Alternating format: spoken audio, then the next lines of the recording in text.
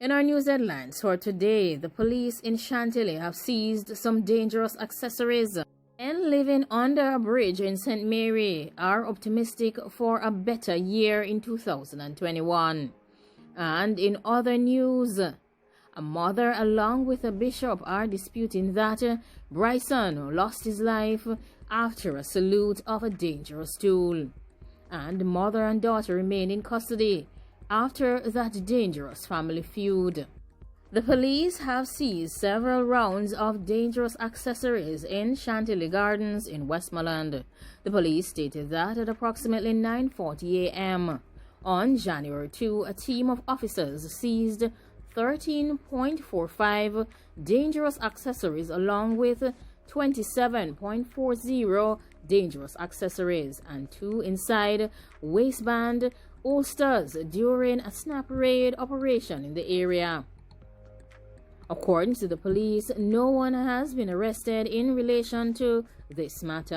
2 men living under a bridge in St. Mary are quite optimistic that the year 2021 will be much better than 2020. Stuart and Roe are living under a bridge in St. Mary, below the roadway at Haywood Hall, Central St. Mary, not too far from another community in the parish called Hampstead. Goats walk past, and of course they munch on lush green grass, and the men take a look and observe the animals passing by, and the animals observe these 2 humans in a similar fashion. Of course, it is a beautiful scenery underneath the bridge. There is the passing noise of heavy-duty vehicles overhead, and of course below runs a stream of crystal clear water from the Lanrumney River, a tributary in effect of the Pagey River that corporate area residents would gladly drink out of in times of drought.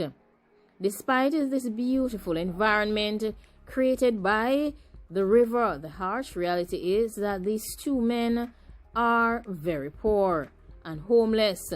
They are constantly in need of food and other basic needs. There are days when these 2 gentlemen do not even eat, and there are other days when persons stop by and provide them with something to eat. Sometimes these men even go into the nearby bushes to check to see if they can find anything that is edible on any particular day. One of the gentlemen is considered to be from Haywood Hall. The other one is from Spanish Town. And of course, both have one thing in common.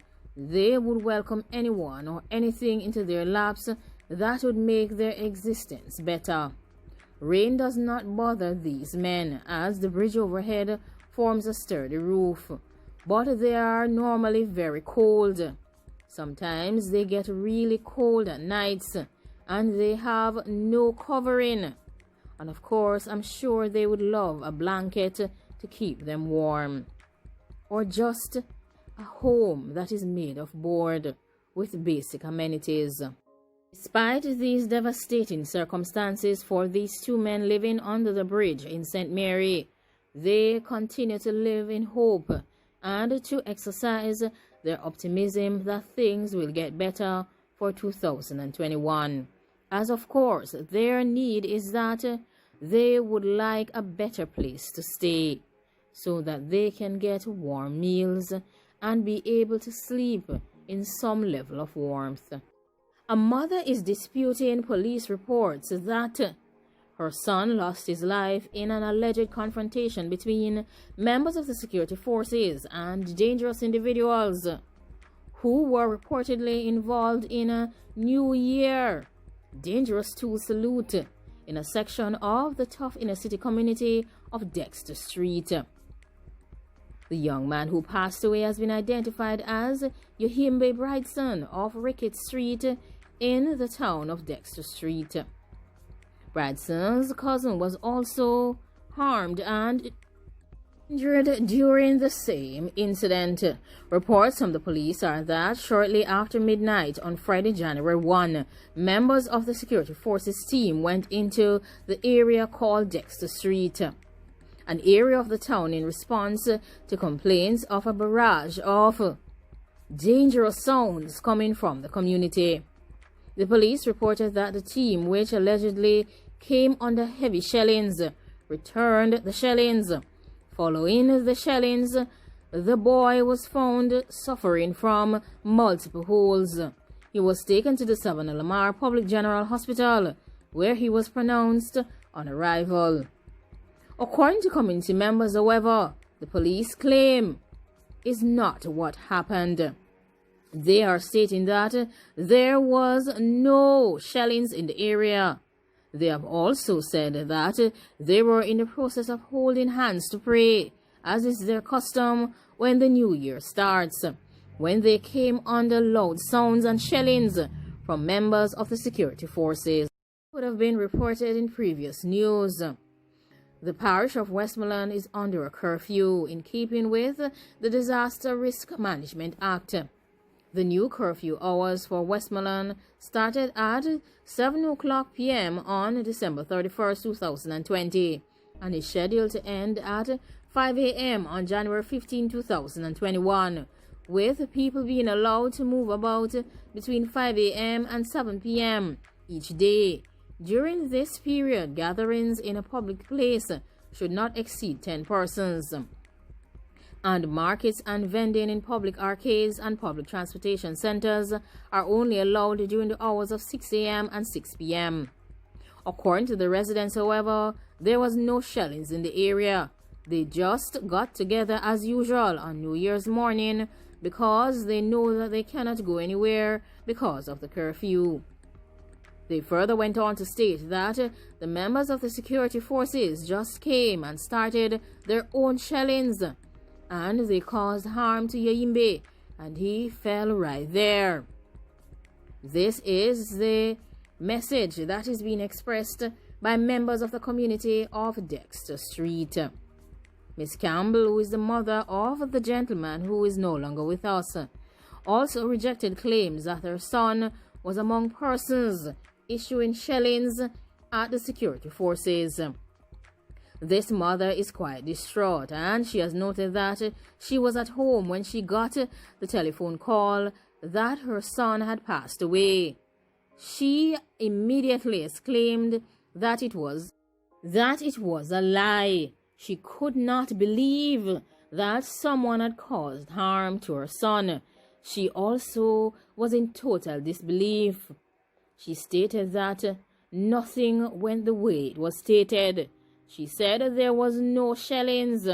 She said that she was sure that there was no shellings in the community. She said that if there was any shellings, it was from the dangerous tools of the security forces. She said that if her child was a bad child, then she would not feel the way that she currently feels. She further went on to state that she was a bishop and she tries her best to raise her children well. She said that she would take them to church with her. She is currently grief-stricken. She says she is a bishop at the Sacred Heart Spiritual Church of Jesus Christ, located at Cook Street in the town of Dexter Street. She further revealed that she was told that her son was harmed as he was about to leave the gathering to head home. She also cried because she was also made aware that his cousin was also harmed in the same incident. She mentioned that the boy who was harmed complained that he wanted the dangerous accessory that was in his arm to be removed, but he was later told at the hospital that it would only be done after an ultrasound was carried out. Members of the community have said that he was the captain of the Petersfield High School under 14 football team and was a class monitor and was not a troublemaker. They further said that he does not give problems Of course, he is well loved by the girls. And of course, he was a suave dressed gentleman. And of course, the Independent Commission of Investigations has decided to launch an investigation into the circumstances surrounding the issues in regards to the shellings that took place in the community in the town of Dexter Street. Final news story: a mother and daughter remain in police custody after a dangerous family incident. The mother and sister of Jerome and Alfred Forrester, two brothers involved in a dangerous feud that left both of these men without their lives, are still in custody as investigators from the Orcabessa police station in St. Mary continue their investigation into the passings. The Corporate Communications Unit of the Jamaica Constabulary Force has reported that the two women have not yet been charged, but that investigations are currently ongoing after the older brother was found on Wednesday with multiple holes. Residents who have given their side of the story have said that the brothers got into a feud on Christmas Day after a heated exchange between Jerome and his sister. It is also alleged that the feud started while the siblings were drinking at a local shop in the community. The feud continued after the brothers returned home that evening, and residents became suspicious when Jerome went missing the following day. A search for the younger brother was launched on Monday when family members could not give account of the young man's location. On Tuesday, residents found parts belonging to the younger sibling in an advanced state in a knitted bag in bushes at the back of his house. The police were looking for Alfred Wednesday when he was found in nearby bushes of Jacks River. The brother's mother and sister had been taken into custody by the police on Tuesday for allegedly failing to report this incident. Like, comment, share, and subscribe. Let me know what you think about the matters that have been discussed in this session. Of course, these are some serious stories. And of course, as 2021 rolls on, we will be providing you with all the necessary news and daily updates so that you can remain aware of what is going on.